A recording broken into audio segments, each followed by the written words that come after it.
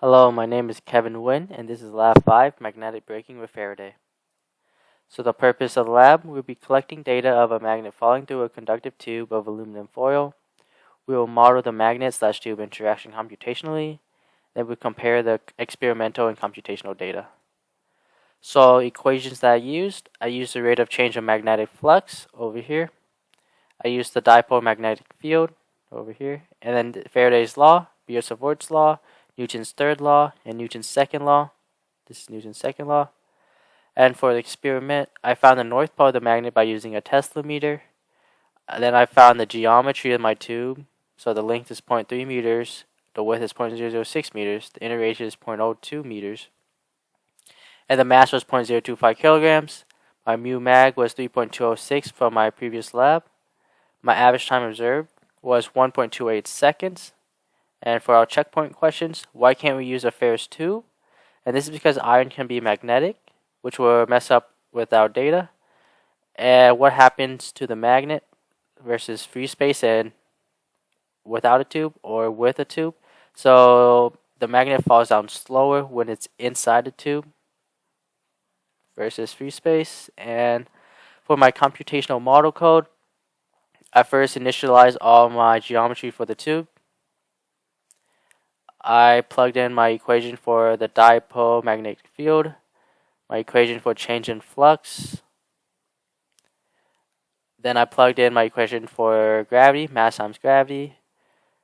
Then the current of the ring would be the change in flux, divide that by the resistance of the ring. And then I set up my equations for my magnetic field of the ring. Then we find the F net by adding both the gravity, force of gravity, plus the force of magnetic.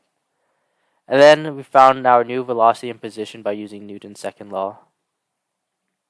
And this is the results when you run the code. So you can tell there's two different colors going down. And then our velocity has two peaks downwards over here. Interpreting the simulation. So we saw that there's two colors. So one of them represents clockwise and the other one represents a counterclockwise direction. So how do you know which one is which?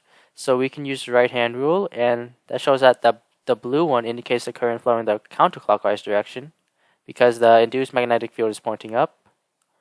And what happens to the dynamic of the system when you flip the magnet around?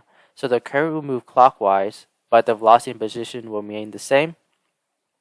Now the accuracy between our experimental and computational system, we have an accuracy of 93%, and the computational is more accurate because of experimental errors such as timing and outside interferences such as technology. Now what does the shape of the velocity versus time plot tell us?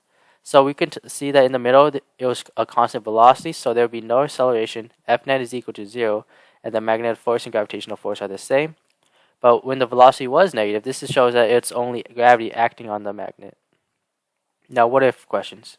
So what if the resistivity of the conductor was close to 0?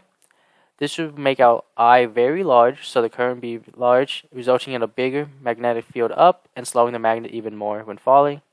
And what if we have holes inside the tube? So this will decrease the area, so our magnetic field up will also decrease, resulting in the magnet falling out faster with holes in the tube compared to the one without. And that's my lab. Thank you.